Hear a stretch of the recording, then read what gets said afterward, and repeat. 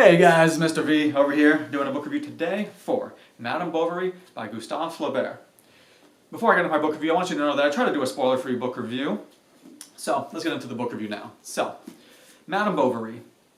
Basically, you follow the life of a woman named Emma. She marries a doctor, and you see her life and kind of the crazy things she does, and the crazy life that she likes to live at times, and what she does. I can't say too much more without spoiling anything. So that's the main premise. You just follow her crazy life.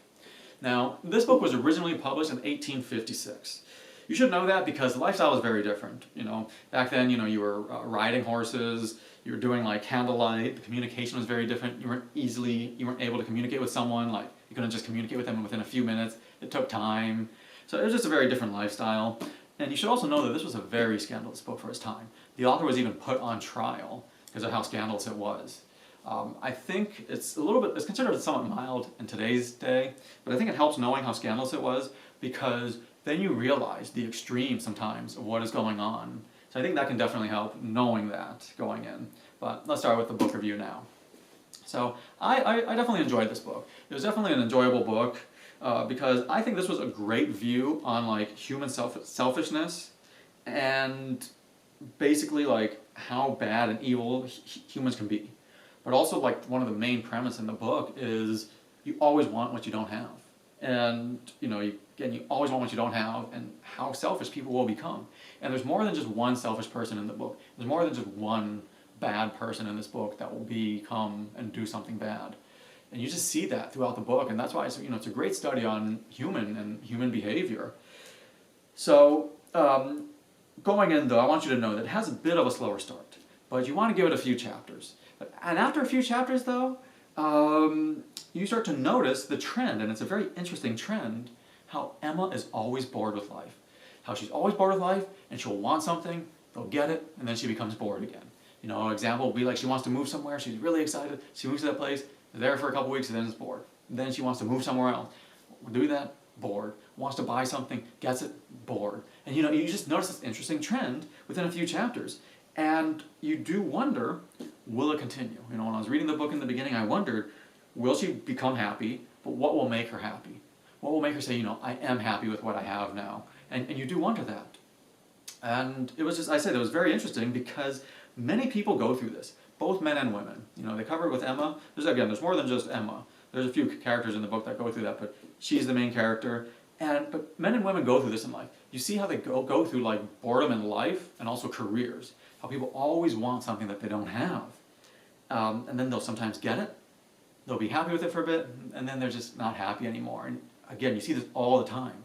And it's not just in kids, it's not just in people that are in the early 20s. It goes on for people's whole lives. I've seen that go on for people through their 70s and 80s, that people want something that they don't have, they'll get it, and then it's like, okay, after a few weeks, okay, whatever. And you really see that in Madame Bovary. You really see that throughout the book, and it's just a very interesting study.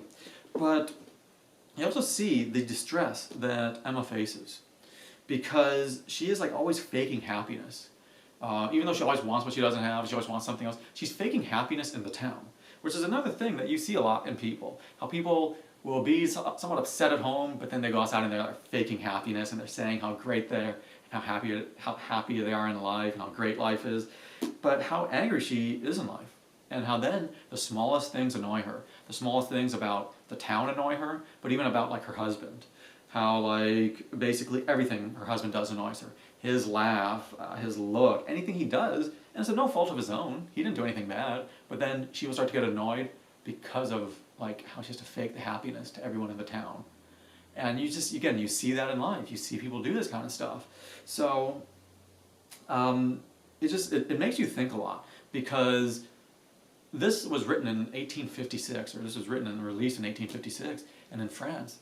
And people really have not changed. And I've read many different books, and you just see that humans don't change. And it's a very interesting study to see someone like Emma, and there's other people in the book that you're like, yeah, you're faking the happiness, but you always want something you don't have, you get it? You don't do it. But will you become happy? And you get to see, will she become happy in this book? He also does a very interesting writing style in this book. It's very interesting, because when Emma is bored, he gives like a slower writing style, and not as many things are happening. But when Emma is excited and she's happy, then he has a much faster writing style. And you can just see the pace is very different. A slower pace versus a faster pace, and it's meant to make you feel how Emma is feeling. You know, when Emma's happy, she's really happy. When she's not happy, it's just slow, you just feel it. You can just feel it in the book, and again, that's like life. When you are happy, things seem to be like moving at like lightning speed. But when things are bored, you sometimes feel like things are just like so slow in life. And it makes you feel that when you're reading this book. So he does a very interesting writing style. And I also got to say, I enjoyed the characters. I enjoyed the characters of the book. He has different characters with different personalities. And you really felt feelings for the characters, because you wanted some characters to succeed. And you felt sympathy for some characters, yet you felt no sympathy when bad things happened to like the selfish, or you can say evil characters. You felt no sympathy for some of them. And you can see some of the things, and these are just everyday type of things that are happening. You felt no sympathy for them, and you're kind of like, yeah, it's just like, again, in life, when, someone is not too nice a person, and something bad happens to them, you kind of just shrug your shoulders like, whatever, I don't really care. And you kind of almost feel like a happiness, that like, good, something bad happened to you in a way. It's kind of evil, but you feel that way when you see something, a character is doing an evil thing, then you see them, something bad happens to them, you feel no sympathy for them. So it was a very interesting writing style, and he had a good job with developing the characters so that you felt sympathy for some and you felt no sympathy for others. So he did a good job with that. But some of the things that I did not like about the book was, as I said, like it could be a bit slow at times. I told you it's a slower start, but it picks up. But there are times in the middle it does become a bit slower. As I told you, you're meant to feel how she feels. And it can be a little slower at times. Exciting things will happen sometimes, and then it does slow down for a bit. You want to prepare for it and just like go through those times where it feels slower, because all of a sudden something will happen and it just becomes exciting again. So don't skip those sections either. But just know it is a bit slower at times.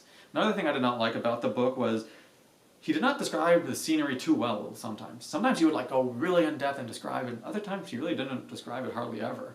So I didn't know why he did that. It's kind of inconsistent in those aspects.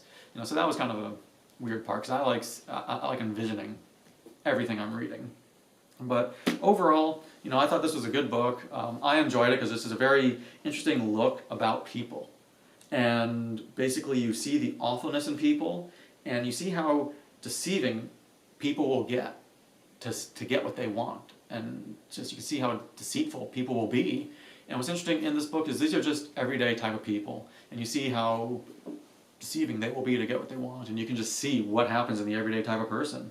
So, it's definitely a very interesting book. Now, I'm going to give it my official rating. So I was rating my books on a scale of 0 to 10, with a 0 being an awful book, a 5 is an average, and a 10 is phenomenal. If it's anywhere near 10, put it on your reading list, because a 5 is average, and I'm a tough critic, where it's hard to move up even 1 point in my rating system.